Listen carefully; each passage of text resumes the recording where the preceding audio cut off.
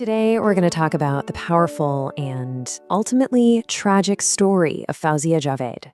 It's a story about a life that was just full of promise, but also about the hidden reality of abuse and a final, incredibly courageous act that brought a killer to justice.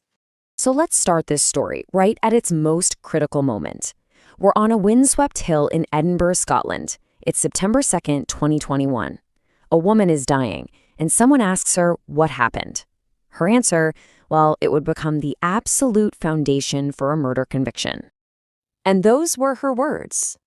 Just imagine that. In her last fleeting moments of consciousness, Fawziyah Javed found the strength to tell the truth, to point directly at the person responsible. She gave everyone the key that would unlock this entire case. So this is where it all happened. Arthur's Seat. It's an old, extinct volcano that looks out over the city of Edinburgh. And this is where Fawziyah, a 31-year-old lawyer from Leeds who was pregnant with her first child, fell about 50 feet to her death. But you have to understand this was no accident. To really grasp the weight of this tragedy, you have to know who Fawziyah was before her life was cut so short. So let's take a step back and look at the vibrant, amazing woman behind the headlines. See, Fawziyah wasn't just a victim, she was a real force.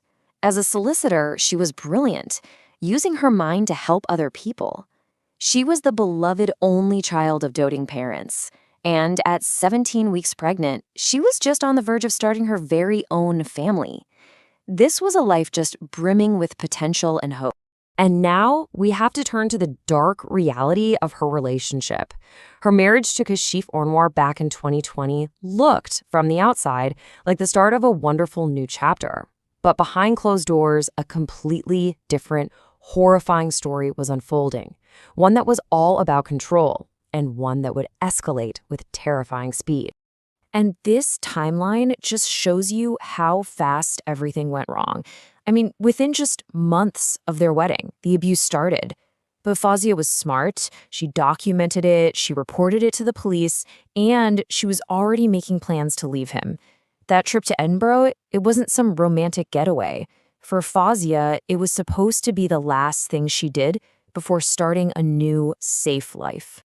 This is what's so chilling. Her husband worked so hard to maintain this public image of a happy couple, but the private reality was a nightmare.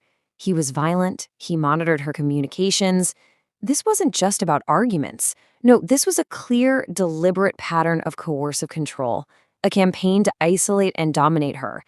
Fawziyah was so scared that she'd already started secretly recording his abusive rants as evidence. So all that evidence that Fawziyah so bravely gathered herself, you combine that with her final words, and it built an absolutely undeniable case against her husband. Her voice literally reached out from beyond the grave to secure her own justice. You know, the prosecution had a mountain of evidence, and what's incredible is how much of it came directly from Fawziyah herself. Her dying words were the centerpiece, for sure.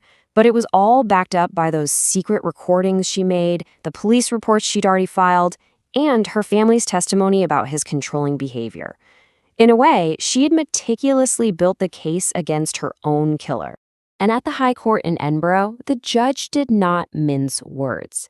He called the murder wicked and evil, really capturing the horrific, calculated cruelty of what Kashif Anwar did to his pregnant wife. So in April 2023, justice was finally delivered. Kashif Anwar was sentenced to life in prison. He has to serve a minimum of 20 years before he can even be considered for parole.